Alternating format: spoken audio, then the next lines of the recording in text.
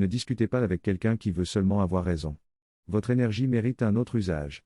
L'homme d'émotion est celui qui veut toujours avoir raison. Non pas parce qu'il est certain de la justesse de ses conceptions, mais parce qu'il est attaché à ses conceptions. Certes, le sentiment de véracité que nous avons d'une idée ou d'un concept, est un sentiment subjectif qui ne saurait garantir la véracité effective de cette idée ou de ce concept. Mais le maniement rigoureux de la raison, allié avec une analyse rationnelle de quelques bases de faits, permet de statuer sur la véracité d'un certain nombre de conceptions ou de raisonnements.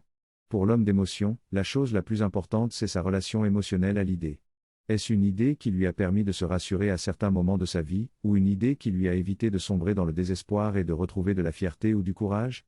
Alors il sera attaché à cette idée, et il la défendra même si une démonstration irréfutable venait établir qu'il s'agit d'une erreur. L'homme puéril n'est pas aussi sophistiqué que l'homme d'émotion. Quand vous discutez avec un homme d'émotion, si vous pouvez conserver vous-même un certain calme émotionnel tout en poussant l'exigence intellectuelle, vous pouvez voir clairement la limite de l'homme d'émotion, et cerner clairement les idées auxquelles il tient de manière irrationnelle. Vous savez alors sur quel sujet il ne sert à rien d'essayer de faire entendre la voix de la raison. Mais avec un homme puéril, nous sommes en dessous de l'irrationnel. Nous sommes dans l'absurde. L'homme puéril veut simplement avoir raison. Et il est capable d'adopter instantanément des convictions opposées à celles qu'il avait affichées 2 minutes plus tôt, si cela lui permet de vous contredire.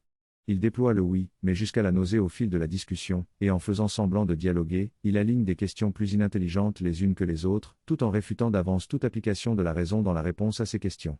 Il veut juste entendre qu'il a raison, et pour obtenir cela, il est prêt à noyer le noble art de la discussion dans une joute puérile et absurde. Votre énergie est précieuse, vous devez préférer le silence ou de simples échanges triviaux face à un tel manque de bonne foi et de bonne intelligence.